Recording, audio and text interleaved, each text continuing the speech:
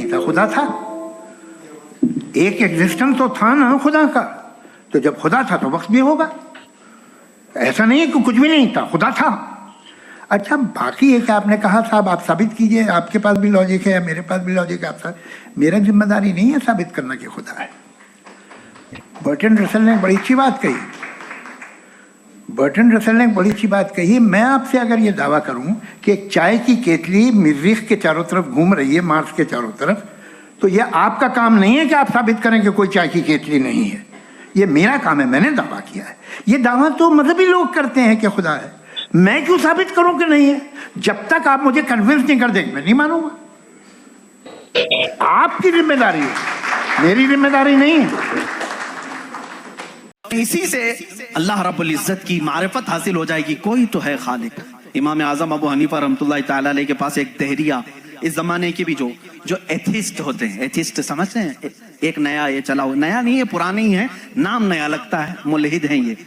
Atheism بہت سارے لوگ وہ اپنے دین اپنا ریلیجین کے جگہ پر یہ لکھتے ہیں, آپ دیکھ لینا ان کو. ایتھیزم آپ مسلم لکھتے ہیں, کچھ لوگ ہندوازم لکھتے ہیں, کچھ لوگ کرسچینٹی کہتے ہیں, کچھ جیوز ہوتے ہیں, لیکن کچھ ہیں جو ایتھیزم ایتھیسٹ ہیں. ایتھیسٹ کا مطلب کوئی خدا نہیں, کوئی دین نہیں, کوئی مذہب نہیں.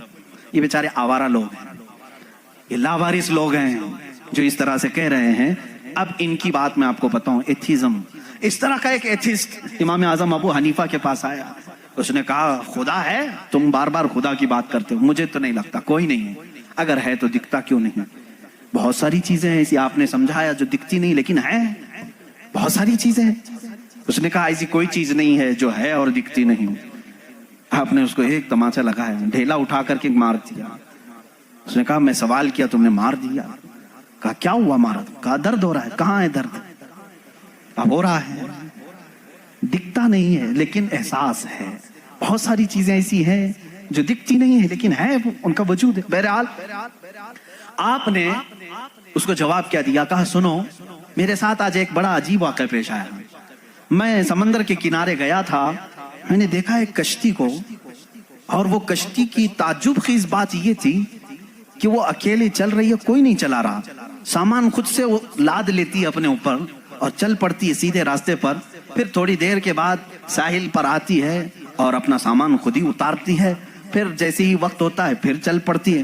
کوئی کشتی بان نہیں, کوئی ملا نہیں, کوئی کیپٹن نہیں اس کے اندر, سواری بھی نہیں, خود سے سب چل رہی ہے. یہ اس دور میں امام اعظم کہہ رہے ہیں جب الیکٹرانک دور نہیں تھا. آج کے لوگ ہو سکتا ہے یقین کر لیں الیکٹرانک کشتی ہوگی, ہو سکتا ہے کوئی اس کو الیکٹرانک مشین چلا رہی ہوگی. ایسا نہیں ہے, اس زمانے میں کوئی اس چیز کی ایجاد نہیں تھی. اس نے کہا کیا پاگل پن کی باتیں کر رہے ہو, کس کو بنا رہے ہو تم؟ کیا ایسی کوئی کشتی ہے جو خود سے سامان بھی اتارتی ہے اور چڑھا بھی لیتی ہے اور چلنے بھی لگ جاتی ہے؟ امام اعظم ابو حنیفہ رحمۃ اللہ علیہ نے فرمایا اتنا تیرا دماغ چلتا ہے کہ کوئی کشتی سمندر پر بغیر چلانے والے کے نہیں چلتی.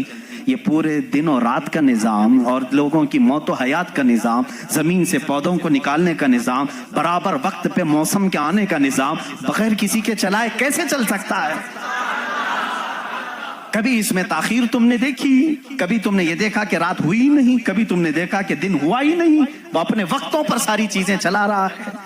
عزیزان گرامی, ان تمام چیزوں میں ایک نشانی ہے اس کے وجود کی.